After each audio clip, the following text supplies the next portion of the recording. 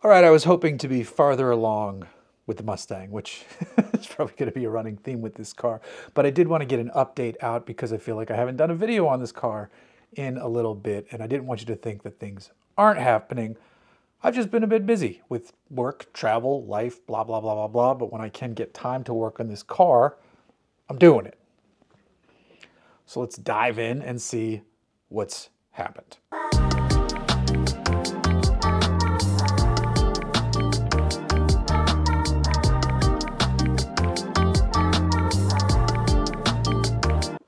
Yeah, see that big hole? That's where that was. I had to remove the seat to get to the shock tops, the rear tops of the shock absorbers. And that's because the axle's out. And this leaf spring is out. The one on the other side is giving me tons of shit in that bolt right there. But I have ordered a new Milwaukee Impact 1/2 inch that I'm gonna put on that bolt.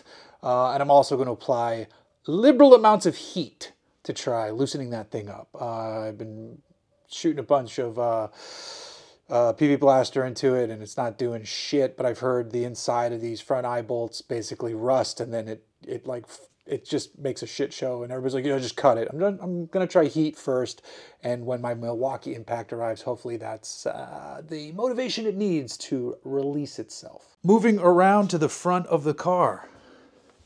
Look at that. Brakes are off. The springs and the shocks are off.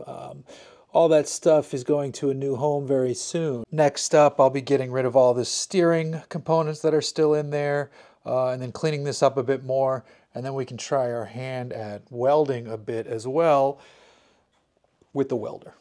Now, you see this fun box of brakes in the background?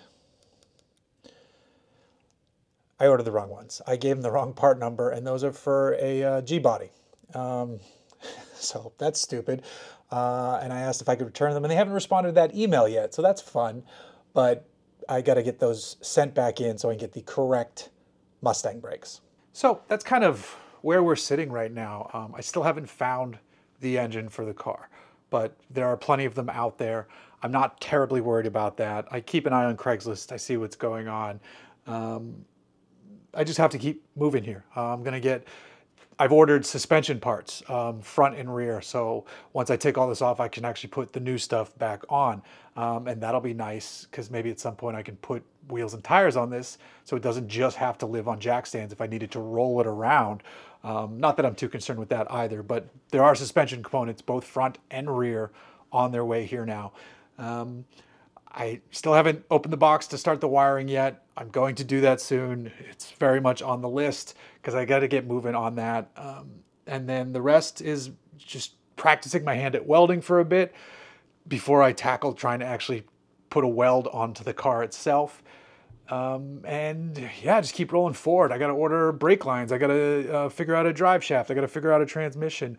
But we're just to the end point of disassembly, which is very exciting because then it's assembly. And so that'll come with it a whole new set of problems. But yeah, once I get that stupid leaf at the back out and then all the steering stuff out, that's kind of it for disassembly. And then I better sit down, start wiring, and again, practicing my welding. And yeah, we keep rolling on this thing. It's moving at a pace that's going all right. Of course, you always want things to happen faster, but I'm not bummed at all where we are right now. So stay tuned for more. Here we go.